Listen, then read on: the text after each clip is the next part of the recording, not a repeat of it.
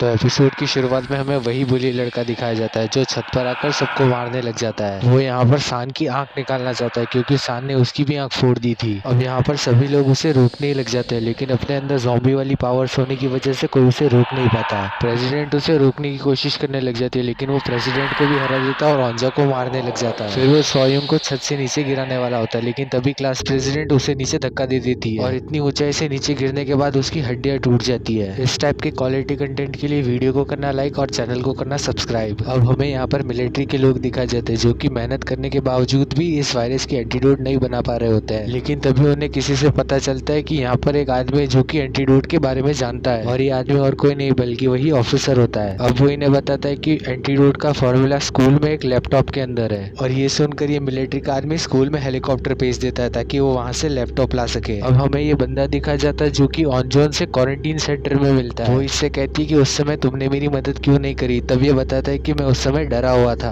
अब ऑनजोन इससे कहती है कि मुझे भूख लगी है, क्या मैं तुम्हें खा सकती हूँ। अब यहाँ टेरेस पर ये सभी लोग बुली लड़के से मार खाने के बाद बहुत जख्मी हो चुके थे, और तभी ये लड़की जिसके पेरेंट्स कार में ज़ॉम्बी बन चुके थे वो कहती है कि हमें क्लास प्रेसिडेंट को यहाँ पर नहीं रखना चाहिए, वो कभी भी ज़ॉम्बी बनकर हमें मार सकती है। और उसी समय स्कूल की छत पर हेलीकॉप्टर आ जाता है। उस हेलीकॉप्टर में से कुछ सोल्जर्स निकलते जो कि इनकी बॉडी टेम्परेचर का टेस्ट करने लग जाते हैं, और इनका कैप्टन ये सब कुछ एक स्क्रीन पर देख रहा होता है। सोयुंग ये टेस्ट देखकर डर जाता है क्योंकि उसे लगता है कि नामरा के बारे में इन्हें पता ना चल जाए। वो सारे सोल्जर्स देखते हैं कि नामरा की बॉडी का टेम्परेचर बहुत ज्यादा कम है, इसीलिए वो ओढ़ने के लिए इसे कुछ दे देते हैं। अब हमें एथलीट की टीम दिखाई जाती है जो कि छत पर आने को रेडी हो जाते हैं क्योंकि इन लोगों ने भी हेलीकॉप्टर की आवाज सुन ली थी। अब स्कूल में वो सारे सोल्जर्स ज़ॉम्बीज को भूनने लग जाते हैं, जिस वजह से वो बुली लड़का एक साइड में छुप जाता है। अब ये सारे सोल्जर्स उस लैपटॉप तक पहुंच जाते हैं और उसके अंदर से सारा डेटा कॉपी करने लग जाते हैं। अब यहाँ क्वारंटीन सेंटर में इन लोगों को पता चलता है कि एक लड़की ने ज़ॉम्बी बनकर एक लड़के को काट लिया है,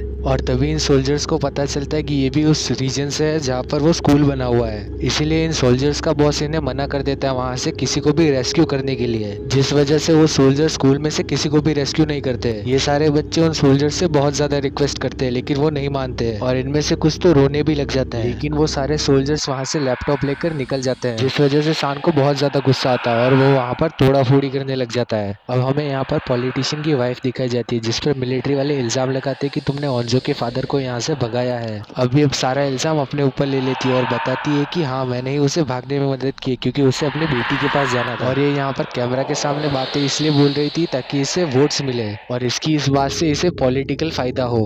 अब हमें ओंजो के फादर दिखाए जाते हैं जिन्हें रास्ते में एक आदमी मिलता है, लेकिन वो उस आदमी को छोड़कर आगे बढ़ जाते हैं। अब हमें मिस्टर ली की फुटेज दिखाई जाती है जिसमें ये बताते हैं कि ज़ॉम्बीज को मारने का सिर्फ एक ही तरीका है, इन्हें जला दिया जाए। अब ये सभी सोल्जर्स यहाँ पर समझ जाते हैं कि ये वायरस कुछ लोगों पर अलग तरह से असर करता है, ये कभी एक्टिव होता है और कभी इनएक्टिव, जिससे पता ही नहीं चलता कि आदमी इंसान है या फिर ज़ॉम्बी। और जिस रीजन से ऑनजोन को लाया गया था उस रीजन के सभी लोगों को अलग से रखने को कह देते हैं। अब यहाँ पर ये पॉलिटिशियन बहुत ज्यादा खुश हो रही होती है क्योंकि इसे बहुत ज्यादा वोट्स मिलेंगे। तभी यहाँ पर वो सोल्जर्स आ जाते हैं और इन लोगों को अलग करने लग जाते हैं, जिस वजह से ये लोग कहते हैं कि हम अलग नहीं होंगे। लेकिन फिर ये सभी सोल्जर्स इन लोगों की बहुत बुरी धुलाई करते हैं और इन्हें अलग से क्वारंटीन जोन में रखते हैं। अब ये सारे सोल्जर्स उस ऑफिसर को भी बहुत बुरी तरह से ट्रीट करने लग जाते हैं और उसे भी क्वारंटीन जोन में डाल देते हैं। अब यहाँ स्कूल में बारिश शुरू हो जाती है जिसमें ये सभी लोग रोने लग जाते हैं, लेकिन तभी सान यहाँ पर एक प्लान बनाता है कि इन्हें एक बास्केटबॉल कोर्ट से पीछे वाले पहाड़ पर चले जाना चाहिए। अब यहाँ पर वो प्रेसिडेंट कहती है कि इन्हें बारिश में ही यहाँ से निकल जाना चाहिए क्योंकि ज़ॉम्बीज को इनकी आवाज का बारिश में पता नहीं चलेगा। अब ये सभी लोग यहाँ से निकल जाते हैं। नीचे पहुंचने पर एक बस के पास रुकते हैं जहाँ पर सान को अपनी मॉम दिखती है जो कि ज़ॉम्बी बन चुकी थी। सान को लगता है कि इसकी मॉम इसे पुकार रही है और इसी के साथ ये एपिसोड यहीं खत्म हो जाता है। इसके आगे क्या हुआ पता चलेगा नेक्स्ट एपिसोड में, जो कि मिलेगा इसी चैनल पर। तो वीडियो को करना लाइक और चैनल को करना सब्सक्राइब।